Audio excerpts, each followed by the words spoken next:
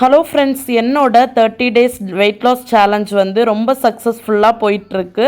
இன்றைக்கி மார்னிங் கூட ஷார்ட்ஸ் வீடியோவில் நான் 27th டே வந்து அப்லோட் பண்ணியிருப்பேன். செக் அவுட் பண்ணாதவங்க போய் செக் பண்ணி பாருங்கள். இன்றைக்கும் எனக்கு கமெண்ட் பாக்ஸில் south Indian diet meal plan கொடுங்க அப்படின்னு கேட்டதுனால நான் இதுக்கு முன்னாடி ஃபாலோ பண்ணி எனக்கு ஒர்க் அவுட் ஆன ஒரு டயட் மீல் பிளான் கொடுத்துருக்கேன். வாங்க இப்போ வீடியோக்குள்ளே போகலாம்.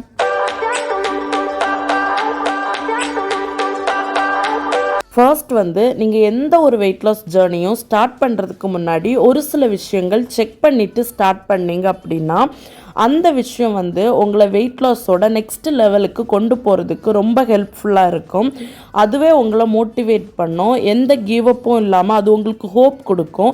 கண்டிப்பாக நமக்கு வெயிட் லாஸ் ஆகும், நம்ம நெக்ஸ்ட் லெவலுக்கு போவோம், இன்னும் நம்ம நினச்ச டார்கெட்டை அச்சீவ் பண்ணுவோம் அப்படிங்கிற ஒரு ஹோப்பை வந்து அதுவே கொடுக்கும். அது என்ன அப்படின்னா, ஃபர்ஸ்ட் வந்து நாளையிலேருந்து நீங்கள் ஜேர்னி ஸ்டார்ட் பண்ணுறீங்கன்னா டே பிஃபோரே நீங்கள் உங்களுக்கு எவ்வளோ வெயிட் இருக்குது அப்படின்னு செக் பண்ணி ஒரு டைரியில் எழுதி வச்சுக்கோங்க. அண்ட் மோஸ்ட் இம்பார்ட்டன்ட் திங், உங்களுக்கு எவ்வளோ இன்ச் இருக்குது அப்படின்னு இன்ச்சஸும் செக் பண்ணி வச்சுக்கோங்க.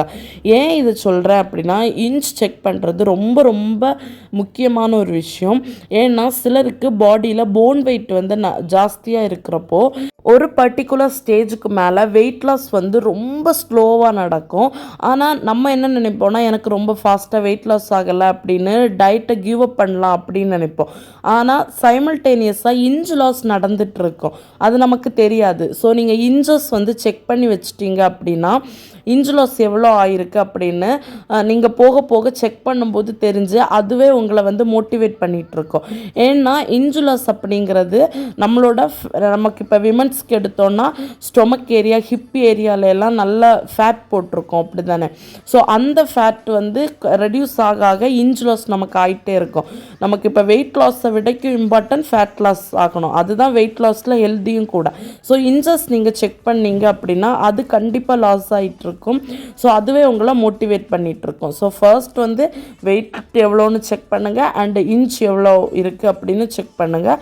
அண்டு 1 வீக் விட்டு 1 வீக் வந்து வெயிட் லாஸ் எவ்வளோ ஆயிருக்கு, இன்ச்சஸ் எவ்வளோ லாஸ் ஆகிருக்கு அப்படிங்கிறதையும் நீங்கள் செக் பண்ணிட்டு வாங்க. டெய்லி செக் பண்ணுறதையும் அவாய்ட் பண்ணுங்கள். அதுவும் நமக்கு ஒரு மாதிரி டிசப்பாயின்மெண்ட் ஆகும்.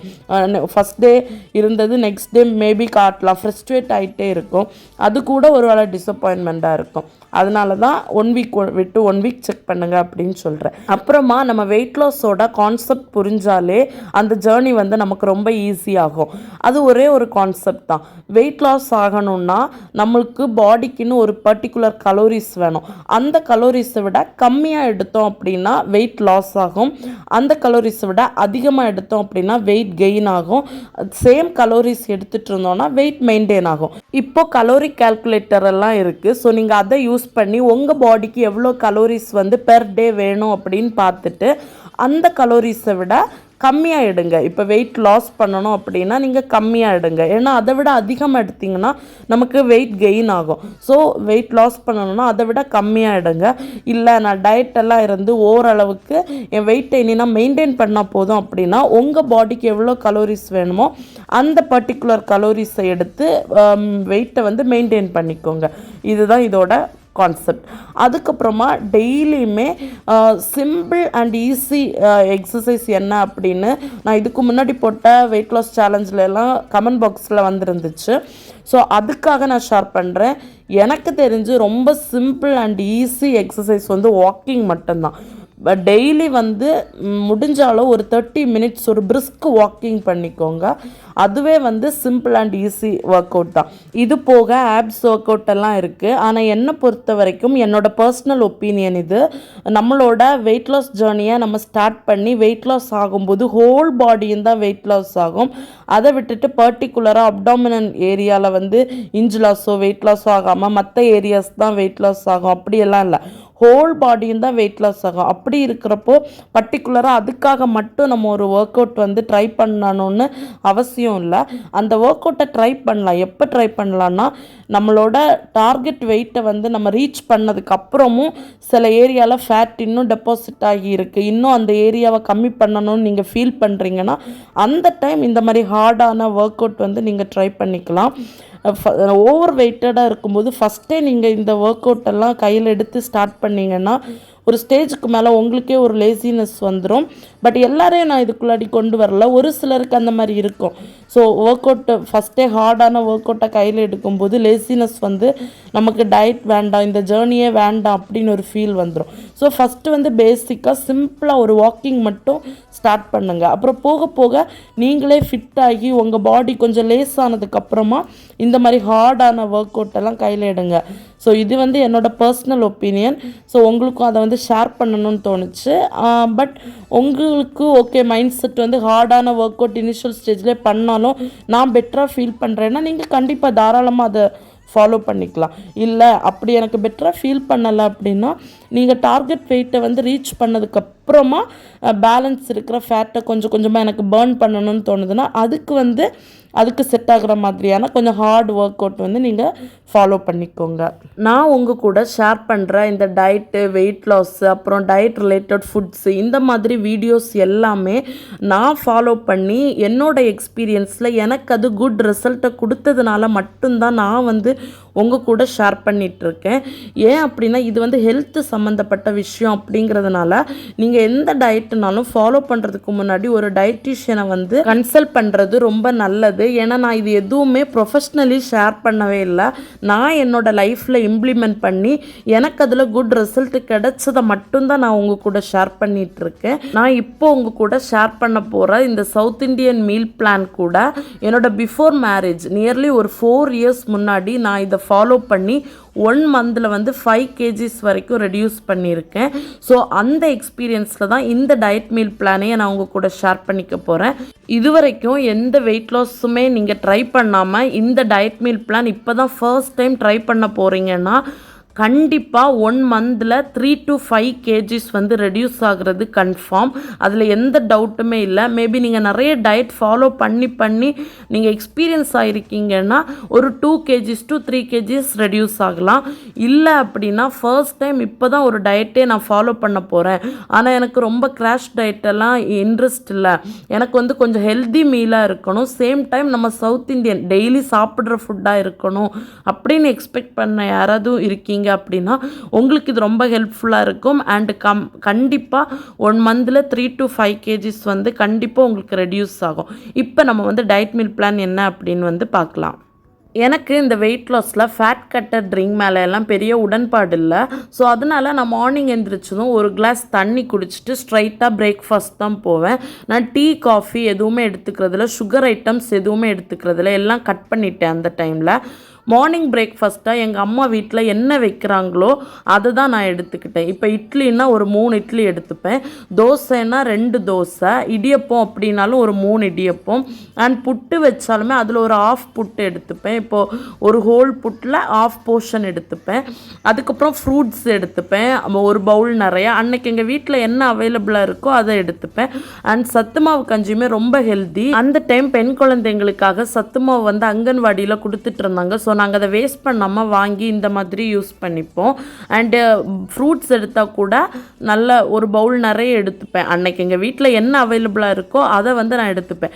பூரி சமைச்சா கூட நான் அதை எடுத்துப்பேன், ஆனால் அளவோடு எடுத்துப்பேன். ஒரு 2 பூரி எடுத்துப்பேன், கூடவே குழம்பு அன்னைக்கு என்ன குழம்போ அதை வச்சு நான் சாப்பிட்றது. அண்ட் மிட் மார்னிங்க்கு நான் ப்ரிஃபர் பண்ணுறது பட்டர் மில்க் தான். ஏன் அப்படின்னா என்ன தான் நம்ம டயட்டில் டெய்லி ஃபுட்டை ஆட் பண்ணியிருந்தால் கூட நம்ம மைண்டு டிஸ்டர்ப் பண்ணிகிட்டே இருக்கும், நம்ம ஃபுட்டு கம்மியாக எடுத்தோம் அப்படின்னு.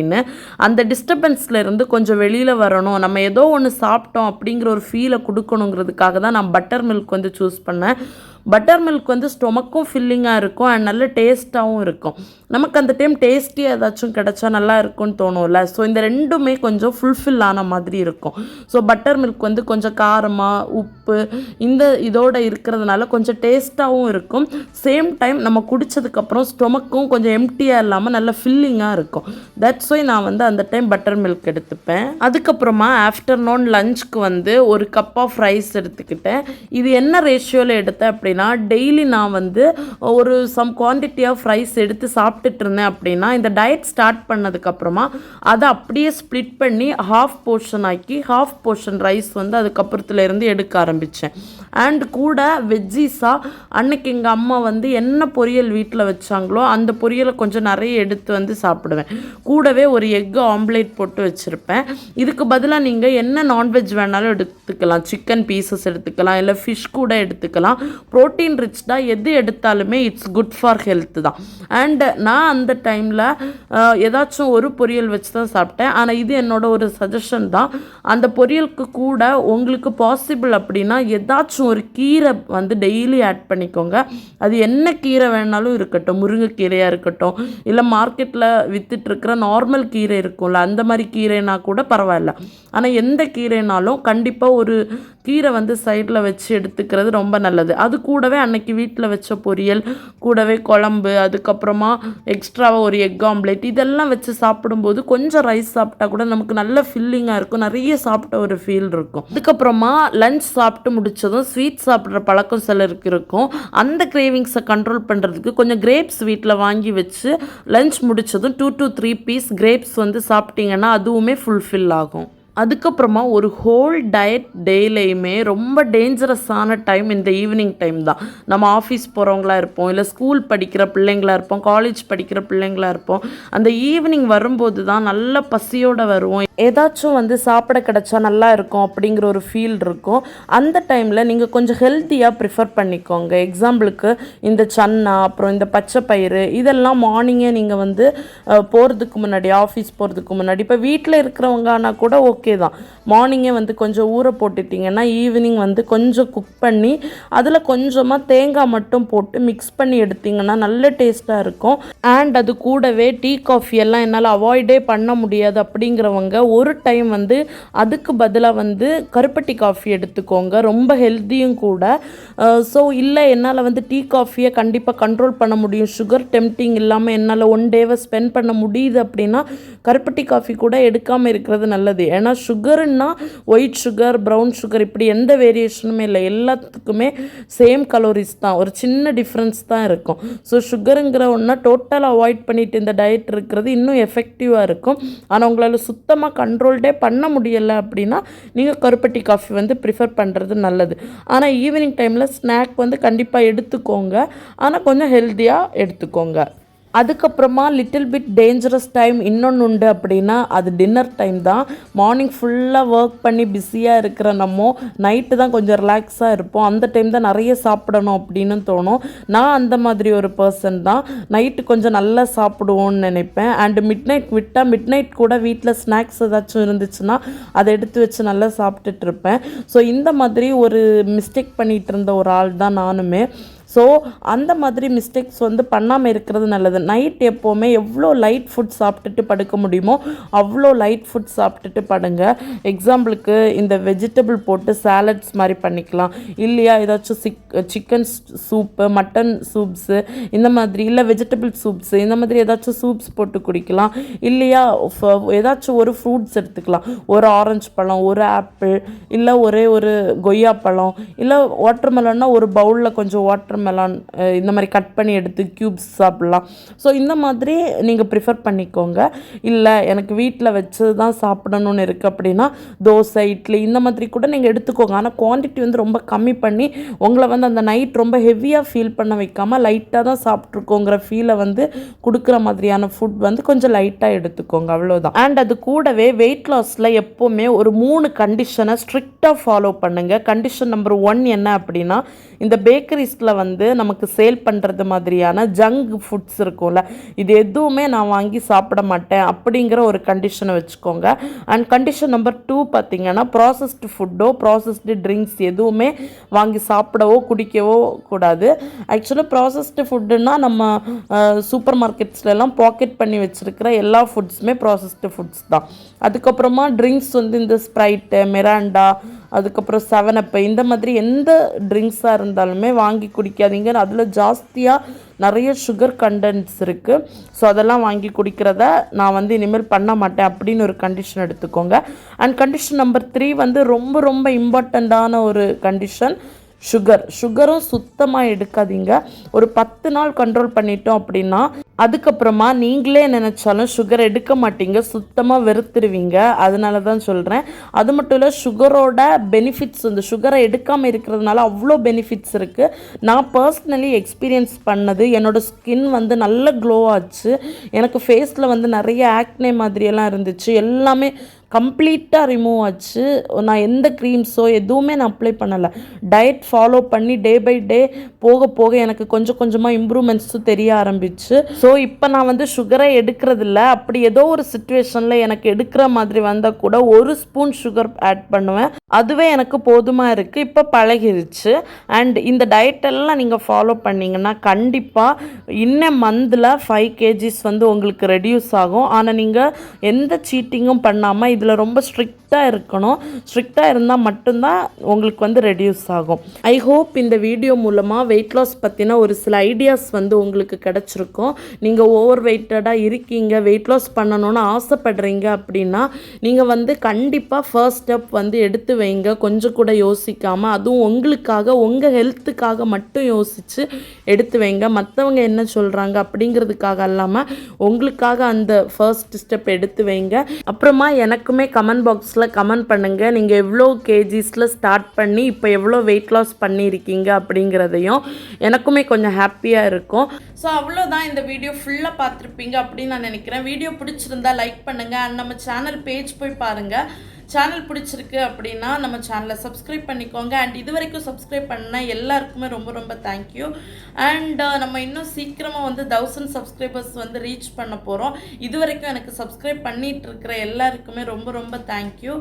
அண்ட் இந்த வீடியோ இதோட நான் முடிச்சுக்க போகிறேன். நான் நெக்ஸ்ட் வீக் இன்னொரு சூப்பரான கண்டென்ட்டோட உங்கள் எல்லாருமே மீட் பண்ணுறேன். டில் தென் டேக் கேர், பை.